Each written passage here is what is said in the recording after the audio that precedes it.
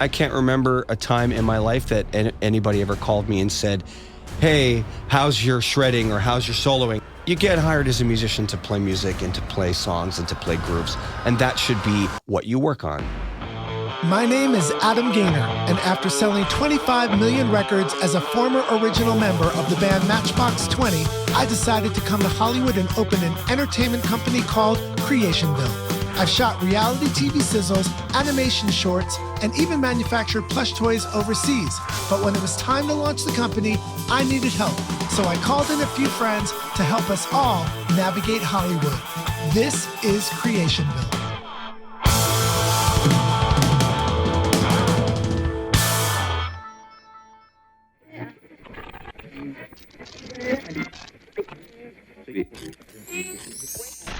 I'm not a big morning dude, but I get criticized a lot for that. Do you wake up in the PM like me? In the PM. No? Okay, that's just me. I wish that I could. I don't, but I wish that I really do wish that I could. Do you wear your pajamas 24 hours a day like me? You're soaking in it. Do you think it's depression when you sit in your pajamas all day every day? Yeah, I do. I do too. I do. I'm wondering. Absolutely. But it doesn't feel like depression, but it must be. It is. I think so. Totally. And I'm not making a joke of it, but it is funny. It's true. All right, Randy, you ready? I'm so ready. Synchronization. Yeah. In 3, 2, 1. Wow. Sometimes it looks like you're just punching at our sound thing. This is jazzy. I like this. It's like our fighting music. I want to do ultimate fighting. It's on a fight club. What's Igor doing? Yeah, she's good. All right, no more Igor Cam. Sorry about that. I mean, later you pick your moments. We have a great director, Anna and Eagle. Yes. I don't mention them enough, by the way. Groove Radio. Yeah, I love those guys. Best. GrooveRadio.com. Amazing. I'm just going to say it. Love those guys. Yeah. Love them. Technical producers, kicking butt for us. Yeah. I mean, I sound like 5 years more mature, and I look 4 years younger. And I have way more bottom on my voice. I thought you were going to say you have way more bottom. Than in real life. I love it, though. I love it. I thought you were going to say your anatomy, you had more bottom. I do. No, you don't. I do. Yeah. Okay, all right. Randy, I'm so excited. You know what show this is? It's show 8. Ocho! I can't believe it's Ocho. We got past 4. Your show 4 was amazing. 5, okay. Yeah. 6, good. Right. 7, sleeper. And now 8, stellar. By the way, if you're the guest on the 7th show, we were just teasing. It wasn't really a sleep. Oh. That was out of nowhere. Right. Do you have like a different sound, like a sound that would be like happy? Oh, it's tangent time. It's. I felt like you were about to go on a tangent. I'm not going to do a tangent. But you always do, though. Really? Okay. All right. Fine. This is the fastest into the show we've ever gone. I know. It's I only love a minute. it. Let's just get going. Let's get going. You know why? Right. It's show 8. Yeah. And, excuse me, I'm going to clear my throat. Can you got some music, clear throat music? That's attractive. Thank you. Yeah. Thank you. Okay, what language I'm done. is that? That was Portuguese. Okay, I'm good. I'm back. By the way, it's a live thing. It is. And I had to clear my throat. Oh, you're drinking water too? Yeah, here. Nice. Let's do a little toast. Look at these. Oh, let's do a little toast. That's crazy. Let's do a little toast. Oh, we'll do a toast and then Monroe's going to Yeah, totally. Oh, yeah, I had a little tickle. And then here's the Igor Cam. I love it. Hold on.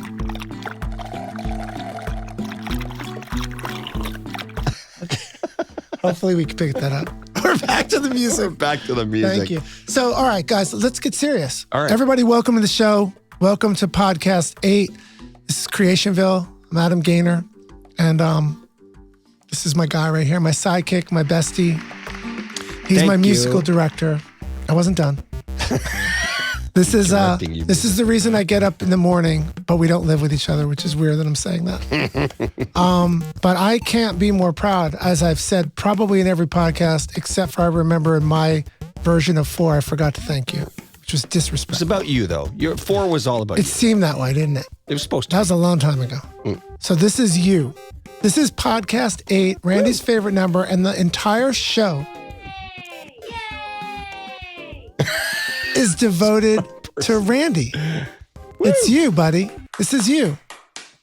For those of you that don't know about Randy Cooke, the drummer, Randy Cooke, the musical director, Randy Cooke, the producer, just Randy effing Cooke. Watch this, Randy Cooke. Oh, wow. No, that was smooth. Yeah, Randy Cooke. You don't see the beat. Now do it again. Randy Cooke. Oh, actually, that time I said it. That was... Damn it. I don't ever curse. But I beeped for you. Yeah, you did. Yeah. So this is my guy. Like, I can't be more proud to have him on the show, more privileged. What an honor that you're sitting here with me every week. I love it. You have things to do. I have nothing to do. No, you are like the busiest session drummer in Hollywood. And I would say the continental U.S., because I know you don't like to go to Hawaii unless it's vacation. It's not true. Don't believe a word in he the says. World. Have you ever played at Abbey Road? I have a tangent. But thank you. Tangent. You're super tangenting. Have you ever played at Abbey Road? No. That is so wrong, right? You see? Isn't that... have you ever played at Sun Records studio? Here we go. Just down the list. I'm asking them. Out of this here. is the. I've asked you the two things that I would assume. Have you ever played? Have you ever done the Grand Ole Opry? Here's the joke. Randy has played. Such a loser. No, Randy has played. This is funny to me because I assume he is literally the most coveted drummer in the world. Okay. In LA, in Hollywood, in the US. Not even in the Valley, but thanks for the compliments. Really. He's played with stars as Ringo Star, Joss Stone, Dave Stewart, the Eurythmics, Colby Calais, not Melissa Etheridge, but Melitha, if you remember the first show. No. Mandy Moore, Kelly Clarkson, Mick freaking Jagger. He's played with basically everyone. Julian Lennon. He's done a little bit of the Hansinator. But not all live, though. And not all today. Yeah, not today. And you've worked with such artists. I've worked with such artists. Many people. Which and is you know, I'm amazing. Formerly of Matchbox 20. You are. I'm not in Matchbox 20. No, you are not. We don't even talk about that. Nah. We don't even talk about you working with these people. Exactly. Who are these people? So we have this guy every week. And you guys get all the privilege of listening and learning. And I'd like to say the best sidekick, but he's literally the other leading man. Well, thank you, He's Adam. the other leading man. It means a lot. It means Randy a lot. Cooke. Thank you. So because this is your show, I like to get into some cue music. All right. And I want to get real. It's real life. Yeah. It's real talk. Let's get real, Randy. I love it. Randy, I'm going to ask you the 5 things. Okay. All right. I wish we had other music. It's 5 or 73 questions. Fine. Shoot. That I'm going to ask you. Fire. Okay. Machine gun fire. Go ahead. Randy, so let's go right from the beginning. Sure. You were born with 2 drumsticks in your hand. You know what? There's a picture of me on my Facebook page. I was 5 months old with No 2 drumsticks in my way. hand. I'm propped up against a snare drum. Yeah. My mom is holding me up because I don't think I could even sit up on myself at that point. But I have 2 drumsticks in my hand, and I'm actually holding them properly. No idea why. My dad was a snare drummer in the Toronto Scottish Pipe Band. What? There's no Scottish in our family. Yeah. What? But, yeah, but he was a snare drummer. Yeah. So I just grew up with sticks and snare drums and stuff like that lying around the house since I was born. So you had a musical family. What did mom do? What was mom? House mom? Mom or was work? no, they were both working parents. I was the only child, and no, that explains. Toronto, Canada. And they were both working folks, and my dad did the snare drumming thing more as a hobby, obviously, and yeah, that's what they did. I'm going to cut to how proud is your dad and your parents of you? They're super proud. Did they get to come to shows? We're going to get into a lot of questions, but did they come to shows? Tangent? I unfortunately, like your mama, I lost my pops a bunch of years back. But you know what? Literally, he was out of his gourd proud for me. Like he was so happy for any and all successes that I've had. And my mom, which is, she lives in Kitchener, Ontario, just outside Toronto. Oh, you're Canadian. And I'm a Canuck. We knew that. And and she's super proud. Come on. Do you bring her to some shows when you're up there? I'm sure. I do. You have absolutely. To. Yeah. It's the Mominator. She has such a good time. Hi, Randy's mom. What's her name? Marie. Hey, Marie. Marie, this is your son's show. And he bought the airtime for tonight's show, by the way. This was your mom, and we love you, Marie, and thanks for tuning in. And you're my favorite. You're going to be my favorite. I want to be the favorite son.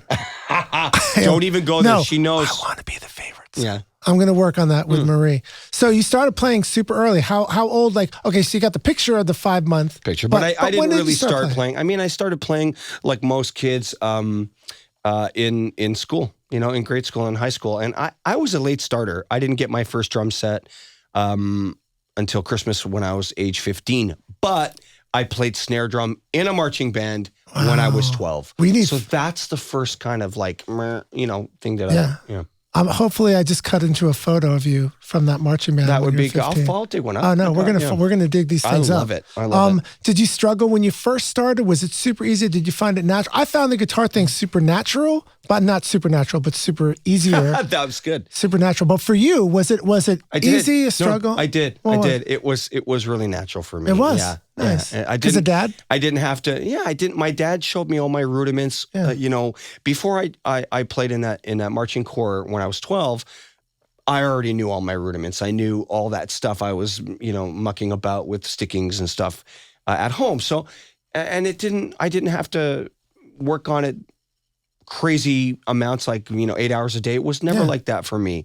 But eventually, of course, I had an amazing practice regimen. But we'll get into that. I got some questions about. Okay. I want to know about what drives you and what's made you as good as you are, because you are literally a machine.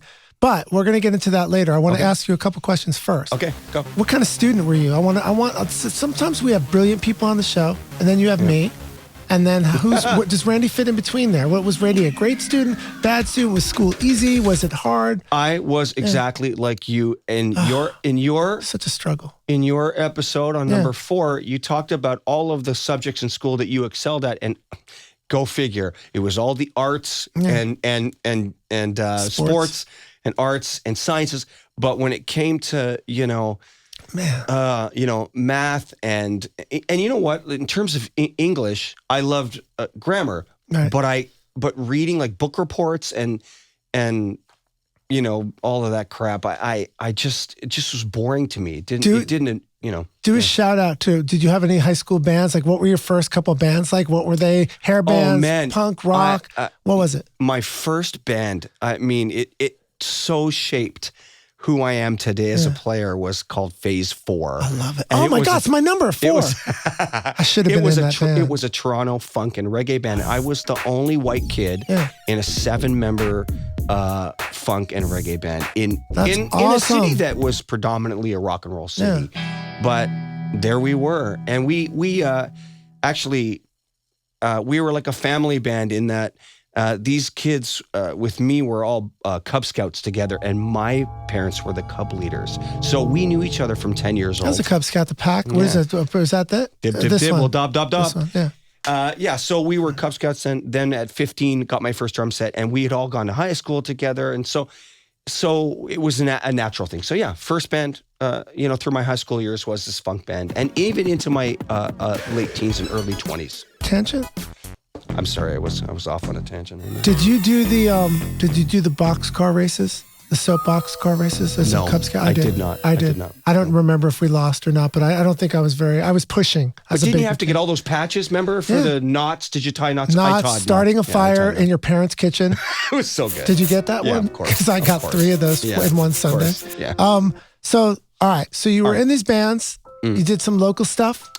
Lots of local stuff. The first time I even played in a rock band after my funk band was a tribute to Jimi Hendrix. I would love to have seen your funk band. I'd give anything to have a throwback video. We have it. Of your funk band. Yeah, we'll find it. It's out there. Yeah, they're floating around.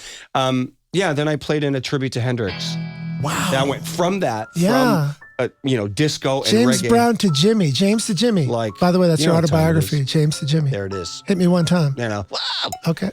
Yeah. It was so bad. It's the worst day. No, it sounded like a paper cut. Did that sound like a paper cut? Yeah. So, all right, let me ask you this. Okay. So we go from the kid with the drumsticks and the dad that didn't beat you. No. We love Dad. By the way, I'm teasing Dad. Love it. I always point to the sky when I say that. Yeah. And then you went into high school a little awkward. I was awkward. Not awkward. I was actually popular, but I just was a horrible student. I was a super nerd. Yeah. It's a geeky nerd. Still not at all. And then you go to these bands. Now, when did you start realizing, man, did you always know this was your jam? Did you always know, like, man, I'm going to do this for the rest of my life? Or was it fun and just a thing to do? No, I made I made that decision right out of the gate at 15. Yeah. As soon as I got that drum set, Yeah. I set it up in my bedroom. That was it. And I never looked back. I of course had a couple of odd jobs through, out of high school, but really my focus was being better as a player, playing with lots of people and everything that came along with being a musician, So your history is different than mine. I was like a coffee house guy. I was a closet musician. I barely was in bands. Do you remember, like, not just the first paying gig, but maybe even your first studio experience where you were like, holy crap, someone just gave me a check for doing this? Do you remember something like that? I do, absolutely. Tell me. I'm on a 45. What is it? Exactly. Do Remember the kids those know what a plastic 45 discs is? that you would put on record players? I mean, I remember being hired with the bass player from the funk band by this guy. I mean, I think the gig came through the bass player, and he had a recording set up in his house, and there we were. I mean, I remember bringing a 45 home to my folks and saying, "Look, I'm on it," but it was brilliant. What kind of music? It was just like folk. Actually. And how old? Well, I would have been maybe 16 when I did unbelievable. This. Oh, yeah. I was bussing tables at Cazzoli's Pizzeria at 16. I was. That was like my peak too. My first touring sort of gig of notoriety was with a blues artist named Long John Baldry, and I was 19.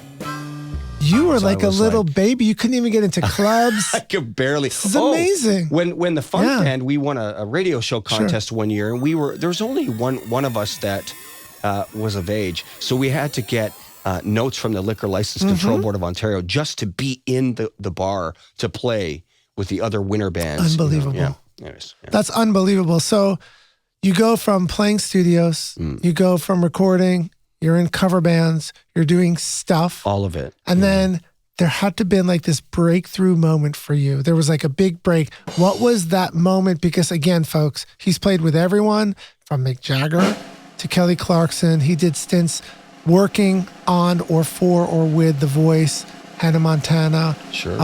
What's the other show? The Hannah Montana, The Voice, and High School Musical, I think. High School Musical, I'm on a bunch of that stuff. So then what's like the phone call that changed like the level of, I'm making some money and now the industry is recognizing me? What was that? That never happened. That's a lie. That is a lie. I'm serious. It never happened. For me, it was a slow grind. Of course. It was an organic, snowball getting larger and larger. And so, and that's, as we sit here, it's still that. It's literally.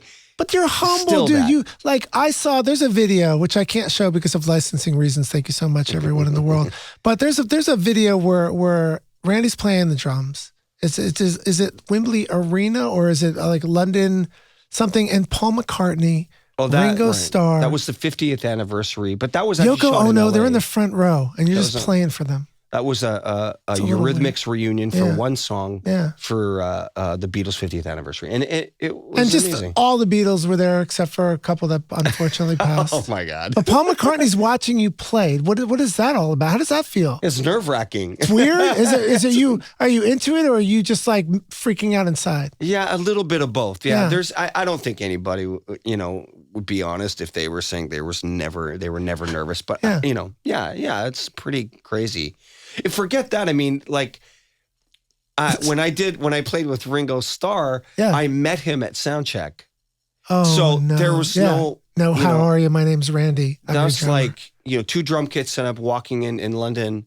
And he was just the drummer of the Beatles. It's not like he was like the saxophone player of the Beatles. Yeah, it's super surreal. That's got to be more intense to me because he is judging you. Like he has to be saying, that doesn't feel like me, man. Yeah, was that more Rasta than Beatles? So sweet, and, that was a crazy experience. It was a short-lived. It was Dave Stewart had put the band together for Ringo to just support his solo album Liverpool 8, and so we did all the TV and all the promo gigs for that, and in London and Liverpool and New York, LA, all that stuff. But yeah, I mean, looking to your left, there's an iconic dude, I had like I can count a handful of the most proud moments in my life, and the only one I'm going to tell you relevant to this show and a person you played with is we were headlining a sold out Wembley arena, not stadium. Gotcha. It's still big, but it's not. There's 2 levels. Sure. It's like whatever.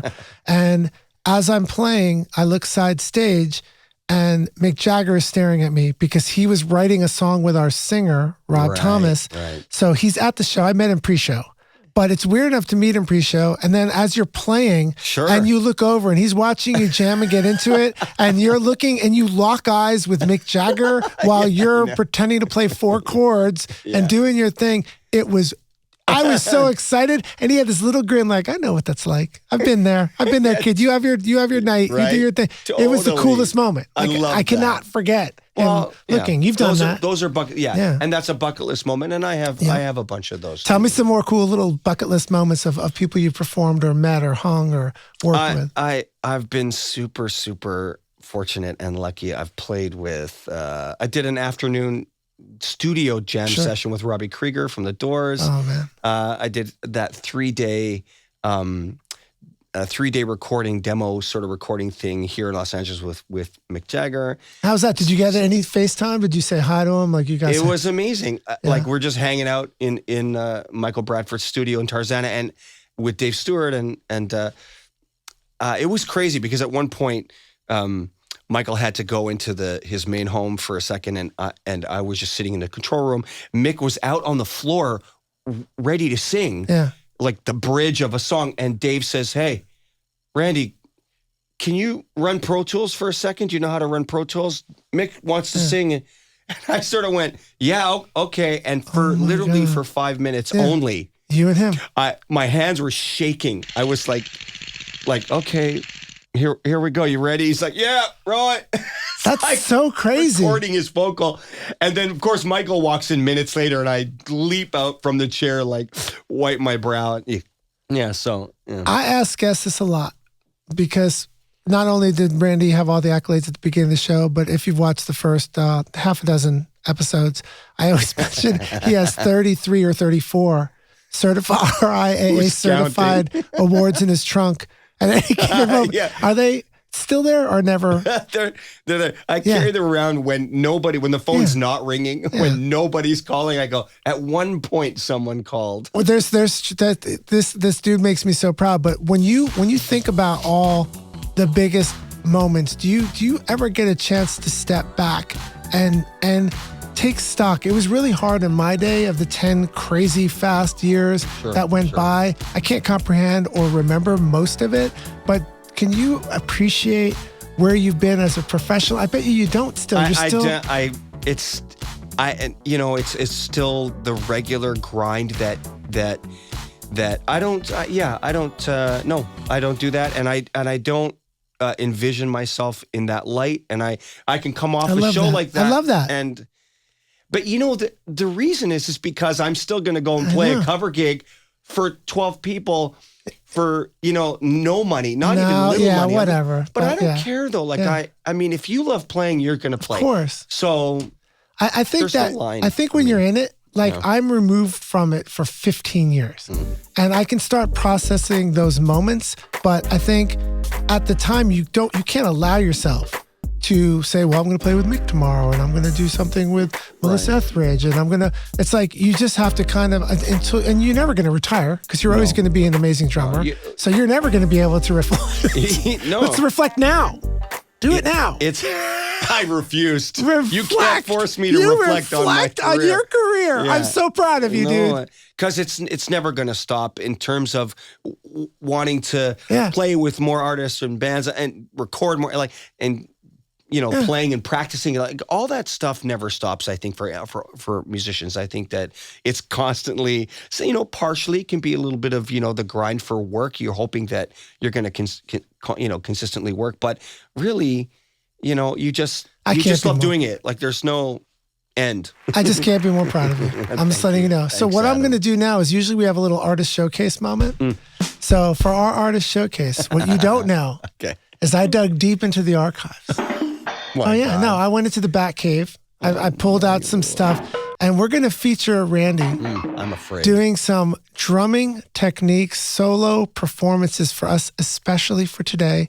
Little video, photo montage. And we're going to take a quick minute with Randy Cooke, the drummer, because if you don't know what he sounds like, you're about to understand why I am the luckiest host to have the most badass Thank you. musical So much. director sidekick in the business. Here is Randy Cooke with a drummer's minute for me. Check it out.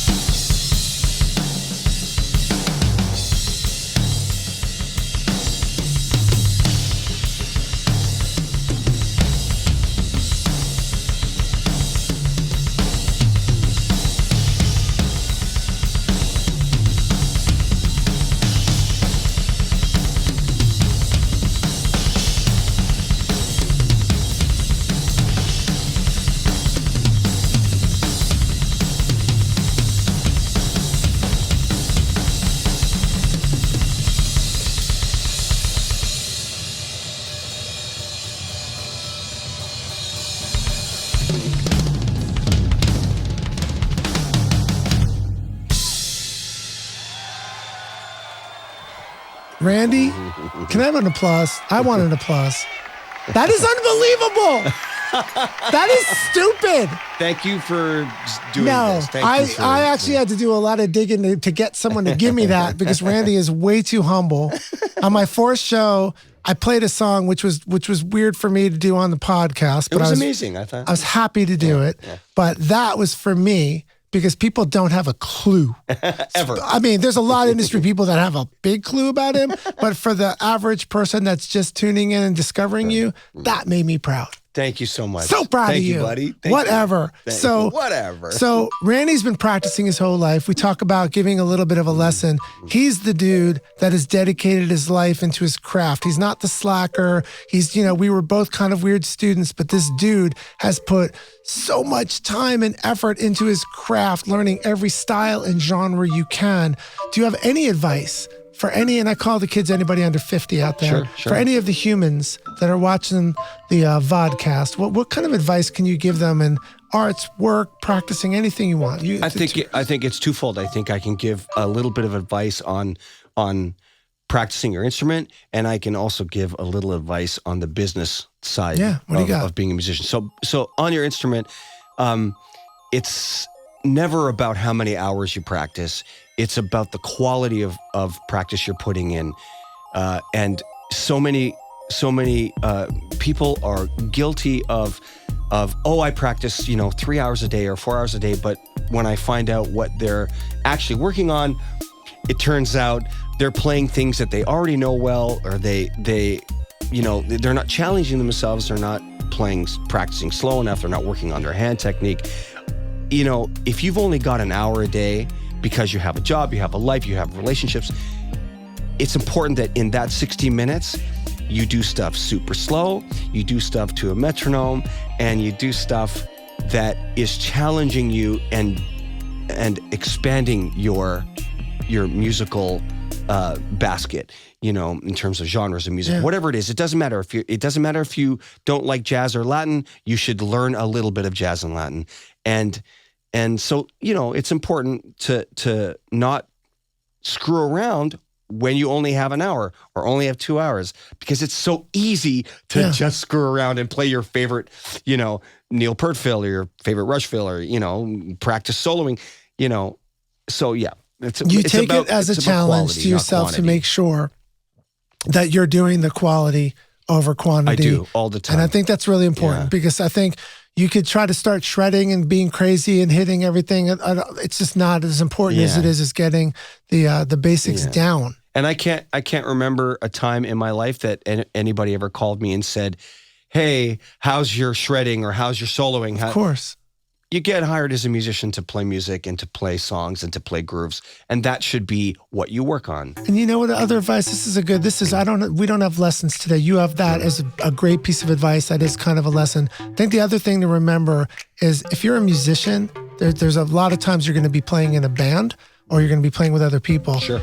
And when you're a shredder, and when you're a drum soloist, you have to remember you're in a band and your idea is to fit in as a cohesive unit. And what Randy does so well is he's laying the law down. He's driving the bus. He's driving the ship. And if you're a really good band, it means that you're all playing together. You're all trying to create something, not the loudest dude in the room, not turning your amp up the most, not shredding and has the best licks. It's how can you sound like the best band in Hollywood or Kansas or Milwaukee? Absolutely. You want to be a musician and respect the people, surround yourselves with great, talented people, and that's what it is to be a real musician. Bravo. Well said. Thank you, man. So, Randy, this was your show, buddy. Show 8. Thanks so much. Show 8. Show 8 with my show. How do you say that in French? Oh my God. How do you say that? I don't even know. We don't know. Where do we go to? 1, 2, 3, and 4. That's where we left off. I can only give you 4. All right, everybody, don't forget, thank you for watching the podcast. Remember a couple things. Keep your horsey blinders on. Look straight ahead. Remember, if success were easy, we would all be successful. So don't get stressed out and freak out. It's going to take a lot of work. It's all a grind. And I'd like to thank my guest today, Mr. Randy Cooke, my music director, partner, sidekick, partner in crime. Thank you, buddy. We will see you guys next week. Thank you so much for tuning in. And that's Showbiz. We're in Hollywood. I'm Adam Gaynor, and this was Creationville.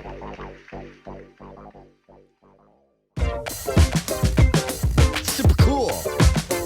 Oh, you did it! You did it! Yeah, High five! we did it.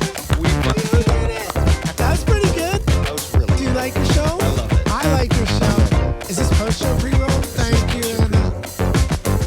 That was Thank good. you, Eagle and Anna. Thank you, guys. Oh, my goodness.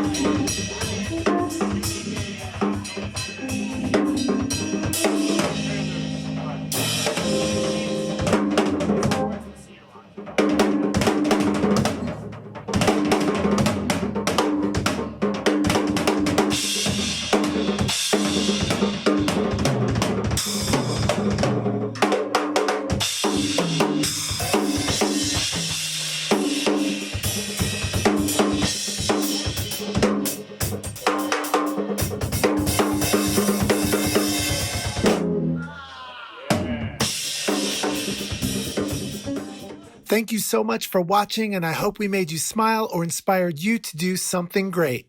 Please help us make this show a success by tagging 3 friends, like our post, sharing, and most importantly, leaving us a comment and subscribing. That means a lot. Don't forget to go to creationville.com to subscribe to our industry blog that features tips, pointers, and your chance to win a free Edgar Pingleton plush toy. Thank you so much and see you next time.